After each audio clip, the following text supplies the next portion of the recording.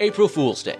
The day when the internet attempts to prank you by trying to make you believe something ridiculous is legit, but you immediately see right through it because you know it's April Fool's Day, and therefore there's no way that's legit. We here at RCT are doing something else. Here are 4 pranks pulled by saints. Philip Neri, shaving. Philip Neri was a holy man, and everyone knew it. He was not above pulling a prank either. One of his most famous pranks was two-pronged. He was known for once randomly having shaved off half his beard. This both kept him humble and ensured everyone else saw him not as some untouchable holy person to be put on a pedestal, but a regular flawed human being, just like them. Teresa of Avila, Mary statue. While on her quest to reform the Carmelites, Teresa had an interesting initial encounter with one particular convent. The sisters, not at all pleased that Teresa was coming to ruin their comfy and un-Carmelite-like lifestyle, decided they would not let Teresa sit in the prioress's chair in the dining area, thus symbolically denying her authority over them. Teresa got wind of this and planned accordingly.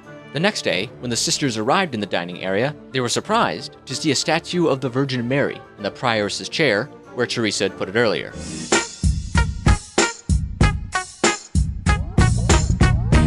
John the 23rd, Vatican irrigation. Practical jokers even come in the form of vicars of Christ. Pope John the 23rd very much enjoyed taking walks with people through the Vatican gardens. A few times he would be strolling around with a fellow churchman.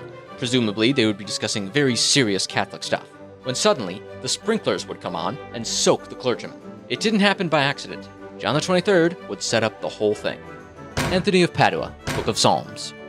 At the friary in Bologna, St. Anthony had a book of psalms with notes written in it so he could help teach the friars. In the days before the printing press, a book like this was a big deal, and it meant a lot to Anthony. One day as a joke, the other friars hid the book.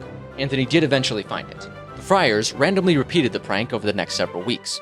One night, Anthony decides to turn the tables. He finds where the book was hidden and hides it elsewhere. The next day, the friars are shocked the book is not where they left it, and the hunt begins. The friars eventually give up and ask Anthony to help them find it, which of course he does.